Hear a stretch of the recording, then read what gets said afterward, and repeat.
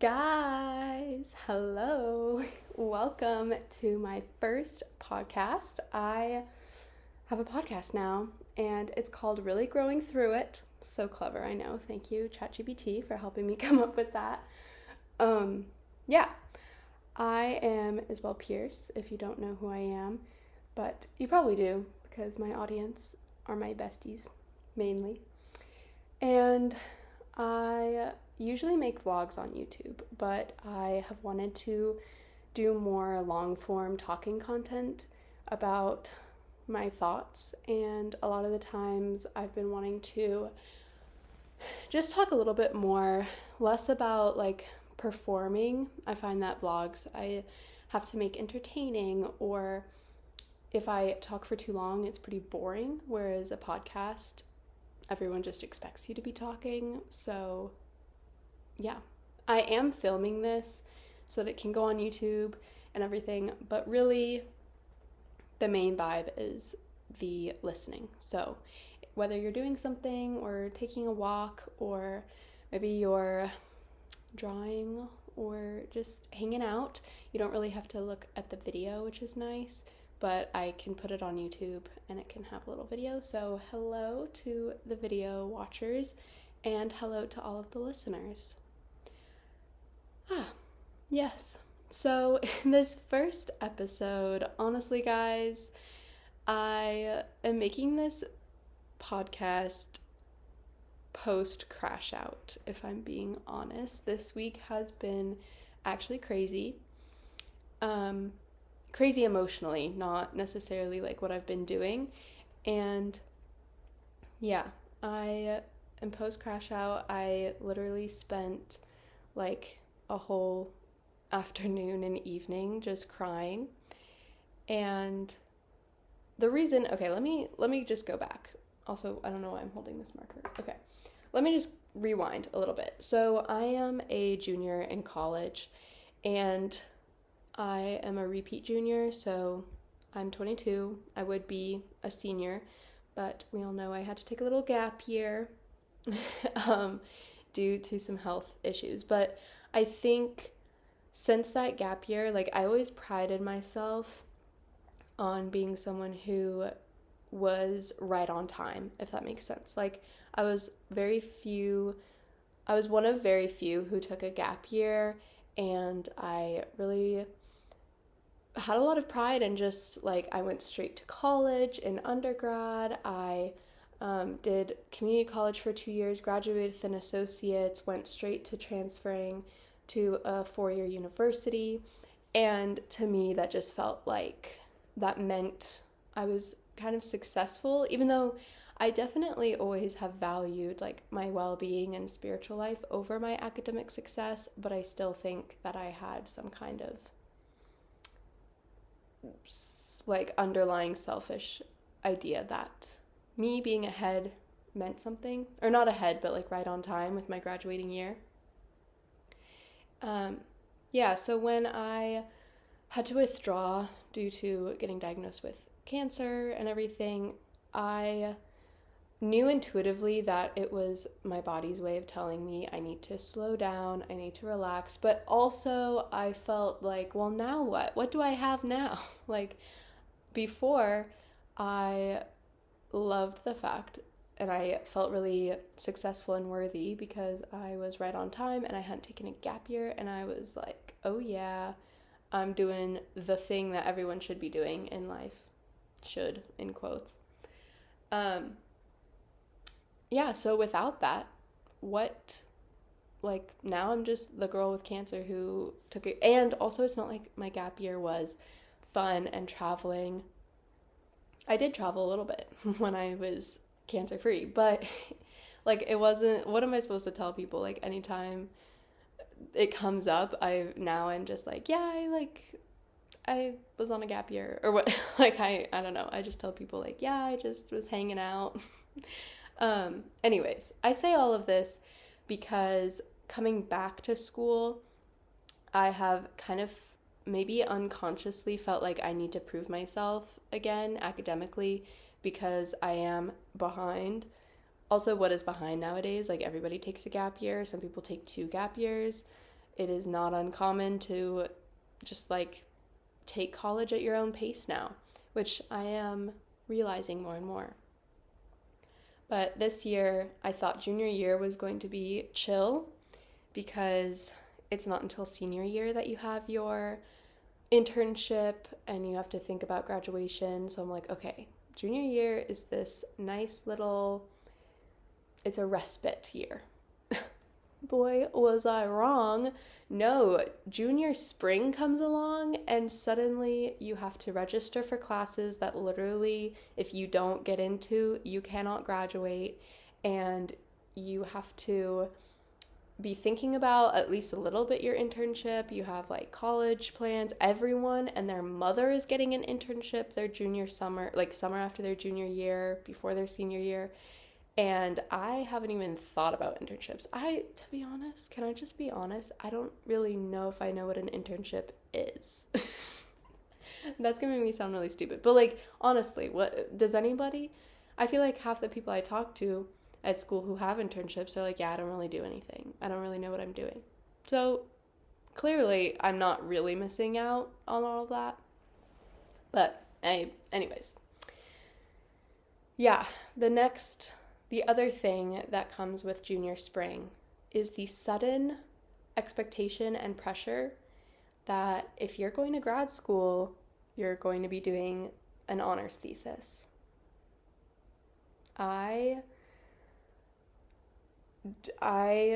is why I crashed out. That is why I was crashing out, because I was kind of like trying to prove myself, right? I'm trying to show that like I'm an academic and I can do the thing, and like research, yeah, totally. That's right up my alley. Not. But yeah, I was like, okay, I guess I'll do this honors thesis, and easy piece of cake. And so I look at the requirements for it, and oh my gosh, in 1 week when the application's due, in the span of 1 week, and now that's on me, I procrastinated learning about what an honors thesis was, but I was busy, okay? I had other things on my plate, but by the time I realized what I have to do for the honors thesis, I realized that I would have 1 week to have 2 references, find a college professor, like mentor for my honors thesis, pick a topic or at least have an idea of the topic, and submit the application and be accepted. And I was like, oh my gosh, how am I supposed to do this? Because I also, like, it's not like this was just in a vacuum. I also had some essays due. I'm working. I am doing community building activities in the neighborhood. And so there's just like a lot to be thinking about. And then bottom line, the reason this rubbed me the wrong way is because I didn't want to do a freaking honors thesis. And I realized, like, this is not where my passion lies. Like, I love, love, love, love, love what I study. And part of why I started a podcast is so that I can share more about what I'm thinking about and what I'm actually learning in life. But I don't really want to do arbitrary research on it. And I'm not saying that people who do an honors thesis, it's like pointless. But for me, and I don't have a research question that I'm thinking about that at all really relates to what I'm learning, at least in this time of my life. I have a lot of things that I'm thinking about, but I don't want to have to figure out like how to qualitatively or quantitatively study that, and much less have to write a paper about it on top of all the work that I'm going to have next year and this summer and all of that. Anyways, so if I don't want to do an honors thesis, why was I crashing out? Why was I crying? Why was I so incredibly stressed and triggered? I think because I thought that I would be less worthy if I didn't do it. And that, like, I'm Isabel, I'm successful, I can do anything, I'm responsible. And so if I don't do an honors thesis, then am I like not striving for excellence? I think that's another thing, is like I do believe women should be educated and should strive. Like, I want, possibly a PhD, definitely going for my master's degree. And so I, I want to strive for excellence and but really I want to be showing other people that I'm striving for excellence.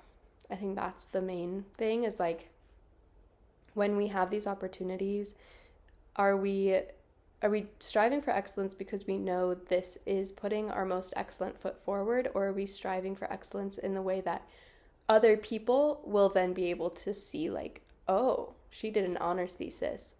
That's excellent. When I would know that actually I did not put excellence into that. In fact, I put tears and stress, and I let other things that other passionate things go to the side because I decided that the honors thesis is the only way to measure my excellence. Yeah, so that happened. But the thing that I learned this week is the importance of crying and of really feeling. And I've been thinking a lot about emotions recently because I have just always grown up being a very emotional person. I was just talking to my mom yesterday about it because I had an assignment where I had to think about my life. I had to ask my mom about milestones and development as a child. Shout out to that's what happens when you're a human development major. So I had to think about my childhood, and my mom was telling me how I was a very easily frustrated and tearful child, and I was like, oh, so nothing's really changed. And recently I've been so hard on myself for feeling frustrated and for getting tearful easily or just for getting stressed easily, and I've been seeing that as such a weakness. And anytime I have to cancel a plan, or anytime something doesn't go completely as smoothly, or anytime I feel like I hurt someone's feelings or someone's hurt my feelings, or I feel disappointed in any way, I've been taking that as such a sign of failure recently. And I've been completely stressed and emotional about it, and have just been like, wow, Isabel, you're a terrible person. Like, my negative self-talk has been so high, which is interesting because actually during the fast, which it's only been 2 weeks since the fast, the 19-day Baha'i fast, when I was fasting, I was actually so positive. I was really diving into prayer. I was saying the long obligatory prayer every day. I was just feeling really spiritually uplifted. And I think what changed is just you have more time literally during the fast because I was waking up early. I got breakfast out of the way, and you can't eat lunch, so you're not focused on that. So I had kind of an extra hour every day where I could journal, and I could really spend a lot of time meditating. And you're just in a heightened spiritual state when you're fasting anyways. So coming out of the fast, I think it was a little bit of a, how do people word that when you've had a huge, a coming down?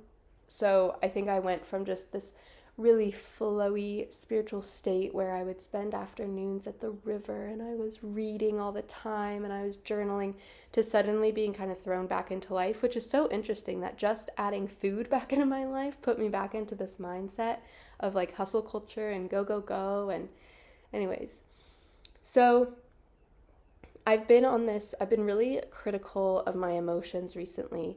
And then also in school, I'm learning this it's a family systems psychological or psychology theory, and it's the family systems theory, and essentially it sees everybody. I'm going to be talking probably a lot about this theory on my podcast because I do think it's life-changing and it can really, really help our relationships and ourselves. But overall what it says is we should be learning how to be more separate people. We should be less dependent emotionally on others and really learn to process things and to become more of our authentic selves. Essentially, it uses this word basic self, but really what it's saying is that our actions and our emotions are aligned with our values. So if my value is compassion and love and patience for other people, then I shouldn't, if I respond aggressively or frustrated or emotionally in some way, like I'm lashing out at someone, that is a sign that like I've not processed something, and I'm not showing my basic or authentic self. I'm actually showing an emotional immaturity in that moment. And the goal for every person should be to like develop our emotional maturity and emotional regulation and really process things, not necessarily with others, and it doesn't mean you can't share your feelings with others, but that instead of me venting to someone and getting really emotionally triggered through that process of and that conversation, I'll have already kind of gone through that processing. So it sounds great in theory because it means that we're really putting our best self forward to show people and to interact with people.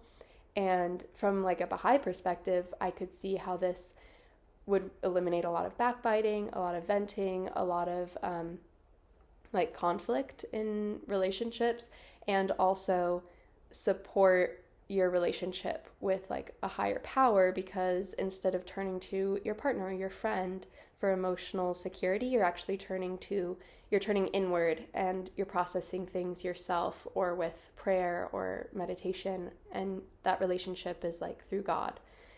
That processing is through God. The mistake I made is that I'm learning all of this, and I just, like, for some reason, I assumed that emotional maturity meant, like, being emotionless. That if I have to cry, or I feel angry, or I feel sadness, that is a sign of emotional immaturity. And so that's also why throughout this process of, like, for a solid week thinking that I had to do this honors thesis and I had to come up with this mentor and I have to write this other essay and I have to go to the neighborhood and teach a children's class, and like all of this stuff that was coming at me, that I wasn't really processing the fact that I was feeling overwhelmed. And because I wanted to be this emotionally mature person, I was not letting myself feel those feelings, and I wasn't talking to anyone about it. And because I wanted to be, separate and not dependent on people. And I wasn't even really journaling about it. Like I wasn't journaling that I am so overwhelmed right now, or I'm so sad right now. So obviously I'm not following this idea that like you process these on your own. And so finally on Friday or whenever it was, Thursday or whatever, I had a complete an utter breakdown, and I got home from school and I was losing it. I was sobbing so hard, and I probably was crying from like 12 p.m. I had a little bit of a time where I gained some clarity and I went to the gym and I felt a lot better, but then I came home and someone was like, "Hey, how are you?" And I immediately just started sobbing again. And I was like, I just couldn't stop crying. And I live with my parents, and so my mom came up to me and was just like, "You can cry, like come here." And she held me. She held me like her baby, and it was so wonderful. And I just sobbed and sobbed and sobbed. And you know what happened? The next day, I went to bed at like 9 p.m. The next day, I woke up 5:30 a.m. and I went to the gym, and I had an amazing day, and I went to this conference at school, and I supported my friend, and I visited with other people, and I went to a devotional that night, and like literally I had an amazing, amazing day. And it was because I actually released those feelings. And actually, speaking of my mom, she's calling me right now, so I'm going to message her that I'm filming a podcast.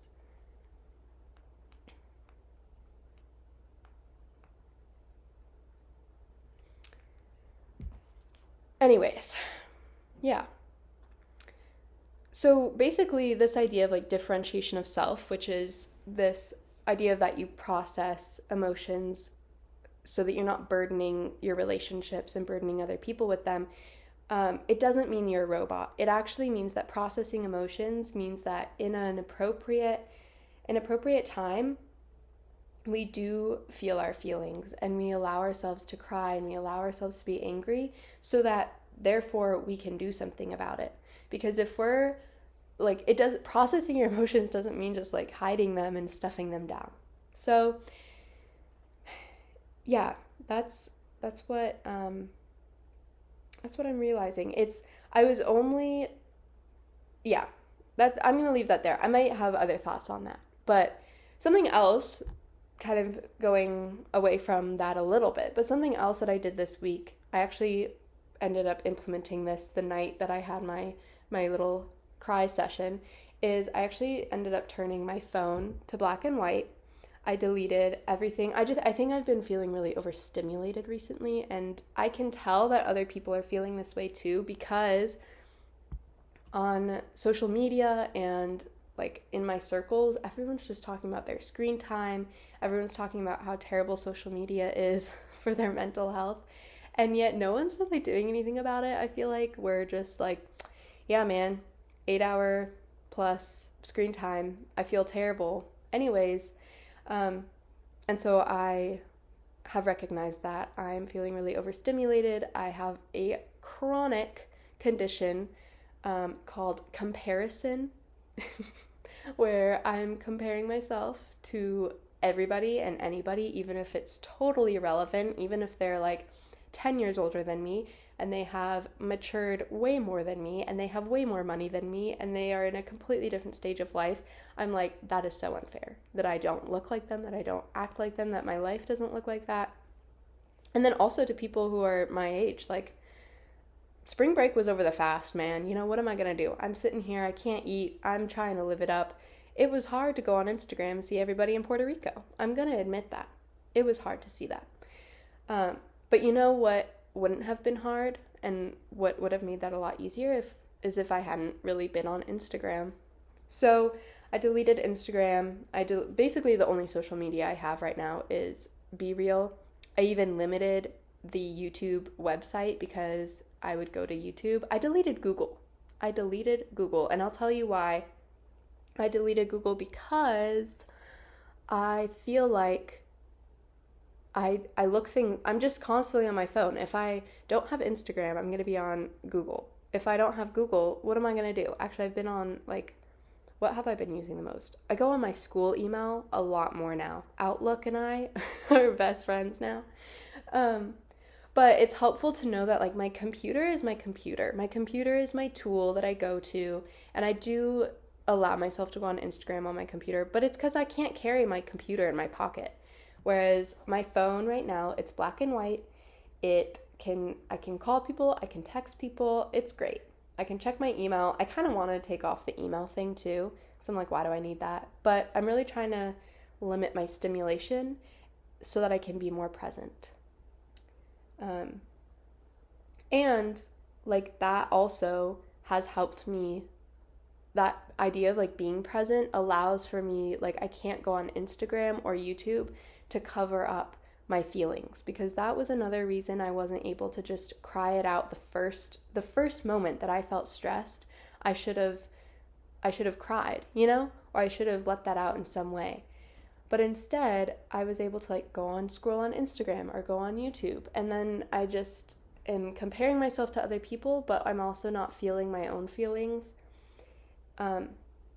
And so, yeah, it's just helped a lot. And I'm not saying you have to delete all your social media, because I probably will re-download it in the near future. I mean, summer's coming up. I won't feel like I have to hide from social media as much when school's over. But I think anyways, let me get back. Actually, I have more to say about these feelings because I think also, like, what I'm learning is processing your emotions and regulating your emotions also doesn't look like just taking some deep breaths and doing a meditation. Like, that day, I knew, like, okay, I could just say a prayer. Like, I should be connecting with God. But I did not want to. I was angry. I was frustrated. I didn't want to do an honors thesis. In fact, I had already decided, like, I'm not going to do this, you know, like, this is not going to bring me joy. I don't value academia. Like, I'm going to be honest, I see myself, like, really peaking and thriving at like 35 when I have, like, 3 kids or however many kids. and I have my little house, I know for a fact that that is, like, I did not peak in middle school. I didn't peak in high school. College, certainly not. Like, this is not my time. I'm enjoying myself, but this is not my time. I am so excited for my 30s and for my family life. So, like, an honors thesis is not going to make me a better mother. It's not going to make me a better person. It would, of course, help me academically. And I'm not saying that you shouldn't do an honors thesis. I'm not saying that I shouldn't do an honors thesis. There is a world where Isabel is rocking her honors thesis, and I do still plan on going to grad school. I'm going to have some other things to show for it, for that application. But anyways, I'd already decided I'm not going to do this honors thesis. I'm not less worthy for not doing it. But I was like totally gaslighting myself and acting like I was the worst person ever. My negative self-talk was through the roof that day. I was sobbing. I was so mad. I was angry. I don't know why, but I was. And it obviously was a buildup of all the things that I hadn't been processing because I thought I had to be this emotionally mature person who doesn't express her feelings about things. And I didn't want to take deep breaths. I didn't want to say a meditation. I didn't want to say a prayer, even though I knew that all of those things help to regulate. And so ultimately, what ended up happening is I'm crying in my mother's arms, sobbing in her arms. Also, that's another thing. Like, when was the last time you were hugged? Because that was so healing. So if your mom is around in any way, just like go have her cradle you if you have a good relationship with her, because I needed that. And I don't even remember the last time like I sat in my mom's lap, you know? Like, there's a day that just never, that stops happening, but I'm like, that doesn't have to be the case. I'm always going to be her daughter. I'm always going to be her little girl. And, she was telling me, like, there's times when she really feels like she wants to go in her mother's lap, who's in her 80s, my grandma, and she just wants to be cradled. Like, we all need our people. We all need to be hugged. I saw this thing where it's like, how many times do we have to be hugged? I don't even know. A certain number. It's a lot. Like 8 times a day you should be hugged, and you should be hugged for more than 20 seconds. That's crazy. Like, we really need to be just like loved in that way. Anyways, I'm digressing. I got deep right there. But yeah, so I was in my mother's arms and I was sobbing, and she turns on a meditation. And I'm not going to lie, I didn't say anything, but I was like, oh my gosh, I don't want this. I don't want to just meditate. I don't want to meditate my anger away. I want to like live in it. You know, it feels so good to be mad and to be sad and to be like have a pity party. That feels really good. I'm not invalidating crying. Like, that's not what I was doing. Like, I think what I was doing was actually releasing, right? And by the end of the meditation, also this meditation, I'm going to try to find a link for it. I'm going to have my mom send it to me because, whoa, that was deep. That really hit me. And it was like 12 minutes and I cried throughout it. Like, she really spoke to my soul in that guided meditation. It felt very spiritual. It didn't feel, sometimes meditations can be a little too like, just focus on your breath and pretend you're like a light in this world. And I didn't need that. But this was really speaking to the pain that I was feeling and the self-hatred, I guess I could say, that I was feeling in that moment. Because I try not to like blame others. I think a pattern I see is I don't blame others for my pain. I always blame myself. So I always just assume that like I'm a terrible person, right? And this meditation was really speaking to like, you're not. This pain is not because you suck, basically. But it was really beautiful. And by the end of the meditation, I felt so much better. And I went downstairs, I had some dinner, and then when I went to bed, I journaled and I prayed and I did those things that I knew were going to help me, but I was not ready to receive them because I hadn't released yet. And I think that was a breakthrough, and I hope that everybody can take away that, like, in order to receive the prayer and that connection and really feel, like, I always feel like a terrible person when my first inclination is not to pray when I'm sad. Or if I do pray, that I don't feel suddenly healed. And I think, especially as like young, emotional, sensitive women in a male dominated world of like, especially if you're in college. I just went to a study that my friend did. She did a bunch of research on like happiness of women in undergrad and just how college and the world is set up for men and hustle culture in the West to thrive. And sensitive, relationship first women who especially women who like maybe don't even see academia or like their career as the main driver, but especially, I actually would think especially women who put their career first and are adapting to this hustle culture need to recognize that we have to have these moments of release. And I'll put it out there, I don't think this is an excuse. Like, I'm starting my period in like a day or two. So obviously that like week leading up to that time, like where hormones are just completely like plummeting and going crazy. And I don't think that that's like, oh, it was just my period hormones that were making me cry.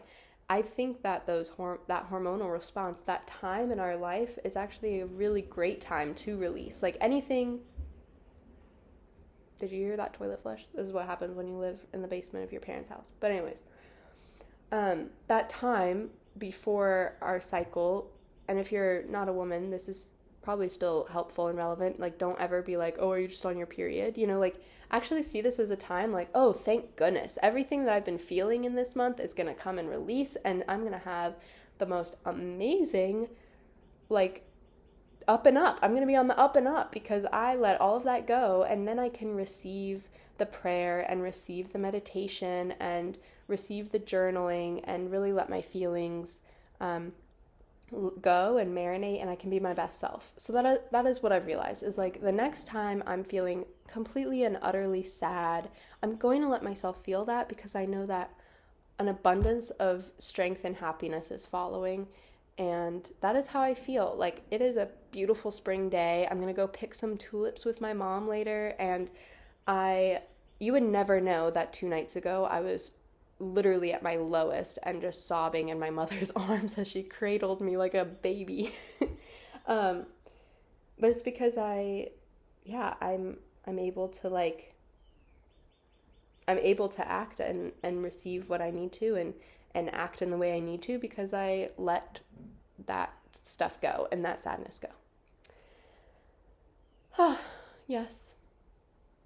Also, if you are hurting right now and like I was trying to find podcasts, like I was trying, guys, okay? I was looking for podcasts that were all about like feeling better and everything, but I just couldn't handle people being like, you know, it's going to be okay. Like all the podcasts were just kind of like, you're okay, you're great. And I'm like, I don't feel great. I don't feel okay. Like, can you let me live in this moment of like, it sucks? And so I kind of want this podcast to be like, or like this episode, just know it is totally justifiable if you feel crappy. What's not justifiable is thinking that you have to hide that crappiness or not allow yourself to like feel sad. And if you're like feeling angry and you're going towards blame, or either blame of another person or blame of a situation, like if you're feeling overwhelmed by school and the problem is all the homework, it's not all the homework. It's that I think we also, when we try to blame like, oh, it's the homework, we're blaming, or it's like, you know, all the things I have to do. What we're doing is really like blaming ourselves of like, I can't do this. We always like, I went to this place of like, I can't do this honors thesis. I can't do my essays. I can't go to work. I don't want to do anything. And then I was based off of that going into a place of like, that must mean I'm stupid, and that must mean that I'm incapable, and am I just a girl who doesn't strive for excellence, and am I just an uncaring person who doesn't want to like contribute to the world? Like I just spiraled, right? So you might be in that place of like spiraling in that pain. And something that the meditation said that I think was beautiful was like, under a lot of hurt and like under our anger and under our pain is usually just this, like, this is what it says in the Baha'i writings too, like everything it comes back to love. We love so much We don't want to be perceived as someone who is uncaring, because we love people and we don't want people to think we don't love them. And we also want to be loved. So when we are hurt and angry because we're not feeling loved by our school and the way that we learn, we don't feel accepted or seen, like all of it comes down to the fact that we just really want to be loved. And maybe it's like you haven't been hugged for your 8 times for 20 seconds today, so you are not feeling loved enough. And I don't want this to sound like shallow or superficial. Like the Baha'i writings are so clear about, like, we were created to love and we were created out of love too. So it's not shallow or arbitrary to be like, you are just seeking love and that is why you're hurting. Like, I think that's very real. Everything is based on love. And so if you're really hurting, I think just spend some time with this idea that, like, oh, I'm not a terrible person. It's actually, I love so much. And that's the reason I'm hurting. Like, I was feeling like a terrible person because, you know, I don't want people to think that I don't strive for excellence or whatever it is, you know, like and I do love school. And so the fact that I was feeling inadequate in school was terrible. And I want to be loved by my professors and I don't want to disappoint them. And, you know, but that's also assuming that, like, my professor cares if I do an honors thesis or not. Like, and I think what made this clear is the next day I went to school and I asked this girl in my class and I was like, are you, because I knew that she had been on this honors thesis, like, info session. And so I was like, okay, are you doing it? She was like, girl, no. And I was like, I just totally crashed out thinking that everybody's doing an honors thesis and this is the only way to get to grad school and I am unworthy if I don't do this, to find out that, like, half the people who were on that call are just also not going to do it because it's a time commitment and it's stressful, bro. Like, not everyone can dedicate their time to that. So, especially I think for Baha'i youth, or just anyone who's involved in a really meaningful extracurricular, like, that does not need to go on hold because you feel like you have to succumb to the material academic world. Like, we're in this world because, and people are doing honors theses and they're going to 3 internships per summer because they don't have things like summer of service, or they don't have something like a children's class that they're volunteering for every single day, or maybe every single week, and they're not animating a junior youth group or going to youth intensives or even just thinking about their purpose in life in general. And so the world, America, the United States, tells people, like, oh, your purpose is work and your purpose and worth is tied up in your academic knowledge.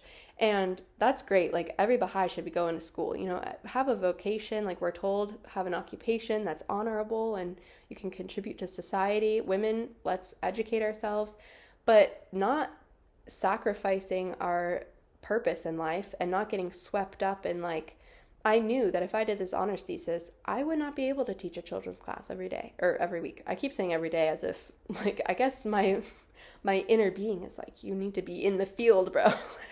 Go out and serve. Yeah. So I think if you are involved in some kind of service, or you're not, and I think it's I mean, I put that on my resume. How do you think I got into the school I got into? Like, you know, UNC was like, I remember the application question was like, how are you working with diverse groups of people? I was like, okay, do you guys know that this is my life? So, like, it's not like we also can't use that. If that is a huge strategy for getting an internship, for getting a job, is like this work that we're doing in the community. Yeah, I feel like that's all I have to say. I just wanted to, you can see why I, like, need to create podcasts instead of just vlogging all the time, because I need to get all of this stuff off my chest. And I think also it's really relatable. I feel like I often assume that I'm alone in all of my thoughts about this, or that, like, no one would care or relate. But the more that I talk to people, like I've been bringing it up about how like, oh, I didn't want to do an honors thesis, or I've been bringing up like, girl, I just crashed out yesterday, or like whatever it is. And people have been really responsive and like have related a lot to it. So I was like, maybe this is something. Maybe you'll feel like, oh, we're in solidarity together. And so here and there, I'll sprinkle some podcasts onto my YouTube channel, and hopefully I can figure out how to put it on Spotify and everything. But share with a friend, definitely, if you're like, if this was relatable at all, or if you just want to promote, a college student who is trying to make it in the podcasting world. And I think also it's cool to have like Baha'i representation that's outside of, like, this isn't going to be like explicitly a religious podcast, but obviously I am a Baha'i. I think about it a lot and how the writings can actually apply to our lives, and not just the lives of like a high schooler or a mother, but like in college and all of that. Like how can the writings apply outside of just like a teaching campaign and all, where these are the guide, this is the guide for our life. And I also bring other perspectives, like, I'm learning about human development, so I can bring and family science and structure. So I'm really excited to bring like research, evidence-based theory and practices to talk about that, but mixed with a tinge of spirituality as we navigate, as we grow through it, you could say. So I will leave you with that, and thank you for listening, and I'll see you on YouTube, or I'll see you in another podcast. Bye.